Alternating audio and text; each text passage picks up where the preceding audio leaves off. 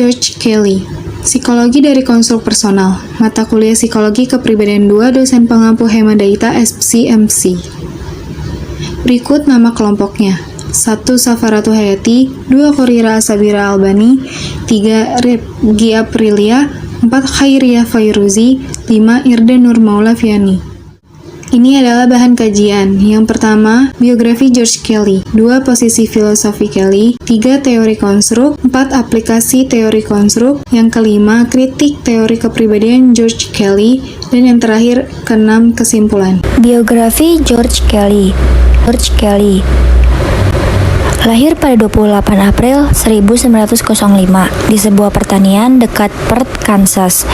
Kelly merupakan anak tunggal dari Theodore V. Kelly, seorang pendeta Presbyterian, dan ibunya Alfreda M. Kelly, seorang mantan guru. Pada tahun 1926, lulus sarjana fisika dan matematika di Park College, master di bidang sosiologi dari Universitas Kansas. Kelly juga menerima gelar sarjana muda dari Universitas Edinburgh dalam bidang psikologi. Pada tahun 1929, Kelly mulai meneliti di Universitas Edinburgh, Skotlandia. Pada tahun 1930, ia juga menjadi BA di bidang pendidikan. Pada tahun 1931, ia juga menerima gelar doktor di sebuah bidang psikologi dari Universitas Iowa dan menjadi pengajar psikologi fisiologi di Fort Hays, Kansas State College. Selama di Fort Hays State, Kelly mulai merumuskan suatu teori kepribadian. Selama Perang Dunia Kedua, Kelly bekerja sebagai psikolog unit penerbangan Angkatan Laut. Pada tahun 1945, ia diangkat sebagai asisten profesor di Universitas Maryland. Pada tahun 1946, ia menyelesaikan dan menerbitkan teori kepribadiannya. Pada tahun 1955, Kelly menulis teori dalam 2 jilid buku yang berjudul The Psychology of Personal Construct. Buku yang terdiri dari 2 jilid ini dicetak ulang pada tahun 1991. Pada tahun 1965, ia menjadi anggota peneliti di Universitas Brandeis. Kelly meninggal pada 6 Maret 1967 di Waltham, Massachusetts. Posisi filosofi Kelly. Posisi ini terbagi menjadi 3. Yang pertama, manusia sebagai ilmuwan. Sama seperti semua orang, persepsi kita mengenai realitas diwarnai oleh konstruk personal kita, atau cara kita untuk melihat, menjelaskan, dan menginterpretasikan kejadian dalam dunia kita. Kedua, ilmuwan sebagai manusia. Pertanyaan-pertanyaan yang dibuat oleh ilmuwan harus dinilai dengan sikap skeptis yang sama dengan sikap kita dalam melihat perilaku apapun. Ketiga, alternativisme konstruktif. Peristiwa yang kita hadapi hari ini terbuka terhadap sebanyak apapun bentuk dari konstruksi yang mampu dirancang oleh akal kita. Teori konstruk. Konstruk personal. Konstruk personal adalah cara dalam melihat dunia. Konstruk tersebut yang membuat manusia dan juga hewan tingkat rendah mampu untuk memetakan suatu bentuk perilaku. Dibentuk dengan eksplisit atau dilakukan dengan eksplisit atau dilakukan secara implisit. Diekspresikan secara verbal atau sama sekali tidak dapat dielaborasikan. Sesuai dengan bentuk perilaku yang lain atau tidak. Sesuai, dinalari secara intelektual atau dirasakan secara vegetatif. Konstruk personal terbagi menjadi 2. Yang pertama, asumsi dasar, yaitu proses dari seseorang diarahkan melalui jalur-jalur psikologis oleh cara-cara ketika orang tersebut mengantisipasi peristiwa-peristiwa. Yang kedua, konsekuensi pendukung. Terdapat 11 konsekuensi pendukung yang diajukan oleh Kelly. 11 konsekuensi pendukung menurut Kelly. Yang pertama, persamaan di antara peristiwa. Yang kedua, perbedaan di antara manusia. Yang ketiga, hubungan di antara konstruk, dikotomi konstruk. Yang kelima, pilihan di antara dikotomi. Yang keenam, jangkauan praktis. Yang ketujuh, pengalaman dan pembelajaran. Yang kedelapan, adaptasi terhadap pengalaman. 9, konstruk yang tidak dapat dipadankan. 10, persamaan di antara manusia. 11, proses sosial. Aplikasi teori konstruk personal. 1. Perkembangan abnormal. Kelly mengidentifikasikan 4 elemen umum dalam kebanyakan gangguan manusia, antara lain ancaman, ketakutan, kecemasan, dan rasa bersalah. 2. Psikoterapi.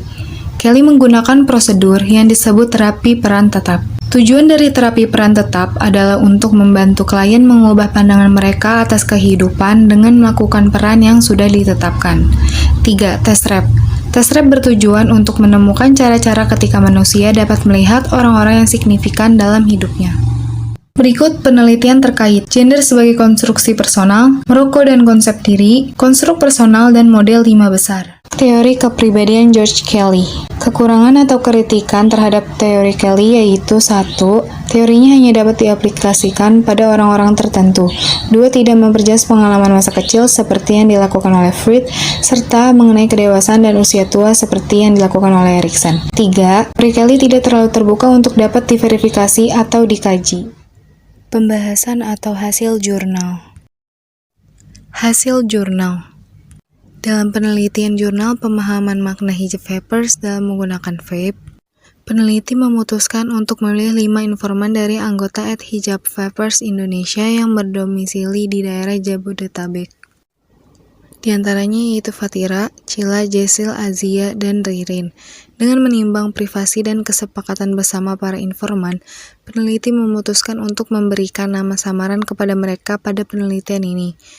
Alasan peneliti mewawancarai 5 informan tersebut untuk menjaga keseimbangan dan warna di dalam penelitian ini. Hal tersebut berdasarkan karena setiap informan yang peneliti wawancarai memiliki latar belakang yang berbeda-beda, seperti Cila dan Azia yang memiliki latar belakang seorang karyawan swasta, Fatira dan Jesil yang memiliki latar belakang seorang mahasiswi, hingga Ririn yang memiliki latar belakang seorang pelajar. Hasil jurnal To Bring to Light to Show Themselves. Berdasarkan hasil wawancara informan kepada peneliti, mereka menjelaskan jika upaya mereka untuk memperkenalkan diri kepada masyarakat sebagai seorang hijab vapers tidaklah mudah, maka seringkali mendapatkan umpatan dan pandangan negatif dari sebagian masyarakat mengenai kebiasaan mereka menggunakan vape. Bahkan mereka menuturkan dalam suatu lingkungan tertentu, kehadiran mereka kurang diterima. Hal tersebut terjadi karena mereka masih menerima anggapan jika seorang perempuan yang berhijab dinilai kurang pantas ketika menggunakan vape di waktu yang bersamaan. Lebih lanjut lagi, bahkan ada salah satu informan peneliti bernama Dila yang mendapat perlakuan diskriminatif ketika melakukan aktivitas vaping di tempat terbuka atau smoking area. Dirinya mengaku pernah diminta oleh seseorang di tempat tersebut untuk melepaskan hijabnya saat sedang menggunakan vape. Esensi dalam memakai hijab vapers. Berdasarkan hasil wawancara peneliti dengan informan hijab vapers, kelima informan sepakat mengatakan jika hijab dan vape merupakan dua objek yang tidak dapat dimaknai secara bersamaan.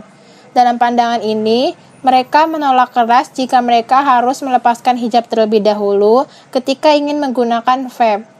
Mereka menambahkan jika hubungan mereka dengan kegiatan vape adalah murni karena hobi dan ketertarikan mereka pada aktivitas vaping tersebut.